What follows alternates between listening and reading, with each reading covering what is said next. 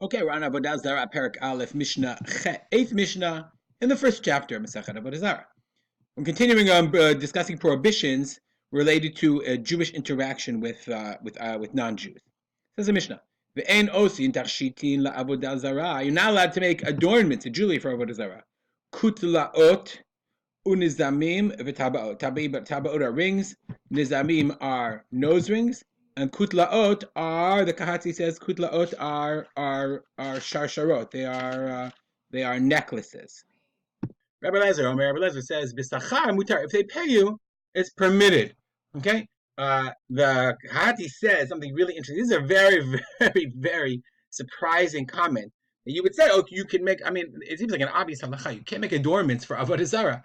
So for Rabbi Eliezer to say "b'sachar mutar," that's quite surprising. It's very, very unusual. You know, all the other things that you're not allowed to do. For example, like, does that mean that when they said you couldn't sell behema dakar, or you couldn't build? We said we couldn't sell to non-Jews. You know, all the things that they're using for Avodah Zarah, but they're paying you.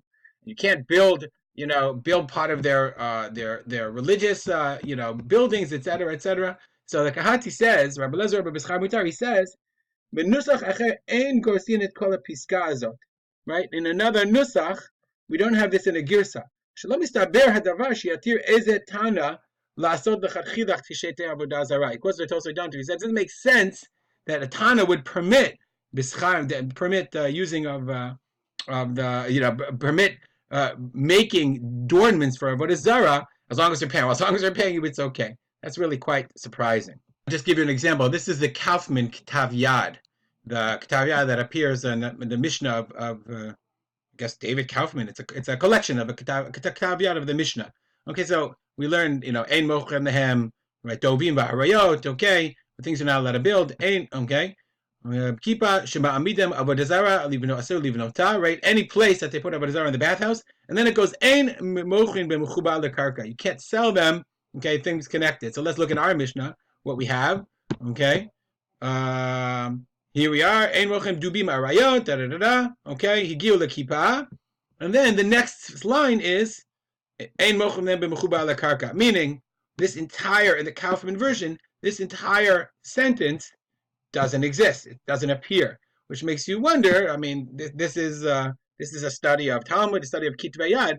How did this sentence get in? Where did it appear? Because it really is, if you think about it, halachically shocking that Rabbi Lezer would say, as long as they pay you, you're allowed to make adornments for Avodah Zarah. Okay, it's a little. You can look it up on your own, more Kitvei Yad if you want to. The Kaufman one, you can see this is the web address. Mishnah continues. Ein mochalim b'mechubar lekarka. You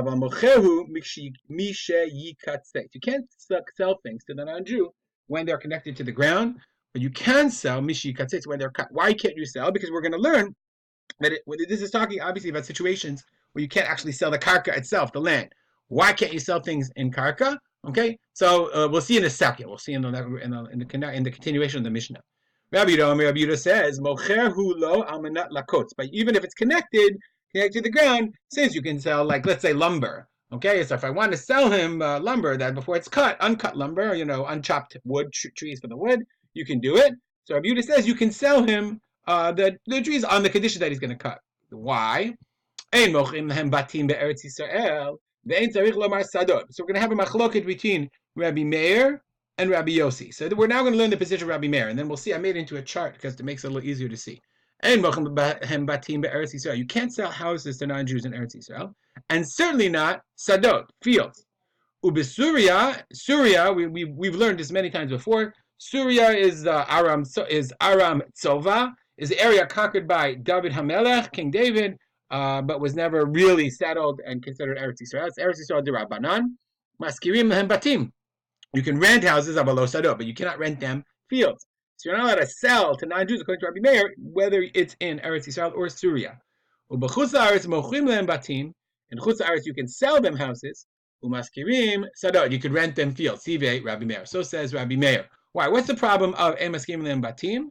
Gzeira mishum mechira. You can't rent houses because maybe it's mechira, because you will sell it. Isurei deoraita. It's an isur deoraita to sell a house to a nochri, to a non-Jew, according to the Torah and according to Chazal. Why? Why are you not to? שנמצא, נותן להם חניה בקרקע. You give them חניה. חניה, in modern Hebrew, חניה is to park. Chanaya is a parking area, but it means a place to, like a settlement. Torah says lo techanem, lo titen lehem chanaya bekarka. Let's look. This is in Devarim chapter 7, Parak Zayin. We've learned it before. Okay. Okay, when Hashem gives you the land where you go to inherit, you will cast out many nations, Chiti, Girgashi, Amori, Kanani, Perizi, etc. Shiva Goyim, the great 7 nations. God will place it before you, you shall smite them. You utterly destroy them. Lo tichrot lehem brit, make no covenant. Velo techanem. Chanem from chen. You should not give them, show any mercy, translates. You should not show them any chen, any pleasure. So it has any niceness, any pleasantness. That's the word of chinam. Chazal learned velo techanem, not just not to show mercy unto them, velo techanem, and that's quoted in the Bar Tanura. It's based on the Drashat Chazal. Lo titen lo chanaya, lo techanem. Don't give them chanaya bakarka. They should not have a place in the land. So in Eretz Yisrael, it's an isur deoraita to sell land to non-Jews. And then the question becomes, well, what about renting to them? What about an Aram Tzova? What about an Chutz La'aretz? So Rabbi Meir, so we learn Rabbi Meir. We're seeing the chart in a second. Rabbi Yossi says, now, Eretz Yisrael maskirim lehem batim, aber lo sadot. In Eretz Yisrael, you can rent fields, you can rent houses. It's not selling, but you can't rent fields. What's the problem with the fields? Fields is a double problem.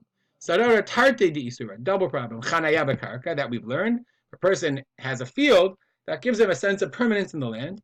You're also mafkia mina masot. A non-Jew does not keep the halachot of Shumot and Masot. So if you give the non-Jew a possession of the land, then that's another piece of land for which there's no Shumot and Masot. Really interesting question when it comes to Yavul Nachri, we'll say, in Eretz Yisrael. Really interesting question. So Rabbi says, in Eretz Yisrael, maskirim lehem batim abalo sadot. You can rent houses but not fields. Ubesuria machrim batim. In Syria, you can sell houses. Umaskirim sadot, and you can rent fields. Ubechuzar it's mochin el be'el. Chuzar is not a problem at all. So I'm going to do a chart just to get a sense of the scope of the machloket. Okay, so we'll see. We're going to notice that Rabbi Meir is a step bumped up. So he says no selling of anything in Eretz Yisrael. Okay, I'm sorry, no renting of everything. He says renting leads to selling. Ein maskirim behim, not sadot. Rabbi Yossi is a step down. You can rent out houses, but not fields. So what Rabbi Yossi says about Eretz Yisrael, Rabbi Meir says about Syria. You can rent houses and not sadot. Rabbi Yossi says about Syria, you can sell houses. Rabbi Meir says about Chutz La'aretz. And it's all a question of, wait, what leads to what? If you're maskirim batim, would that lead to the selling or not? Rabbi Meir says, yeah, no renting even houses at all. Ad kedei kach, then Chutz La'aretz. Okay, you can only rent out your field because who knows what that will lead to in Eretz Yisrael. It's a big chumrah about the kedusha of Eretz Yisrael. We see that Chazal, Rabbi Meir and Rabbi Yossi, that it was considered unanimously agreed upon by Chazal to maintain the kedusha of Eretz Yisrael. All right, we'll stop here and dedicate our learning to the memory of my father, Harav Simcha ben Yitzchak Kalman. Have a good day.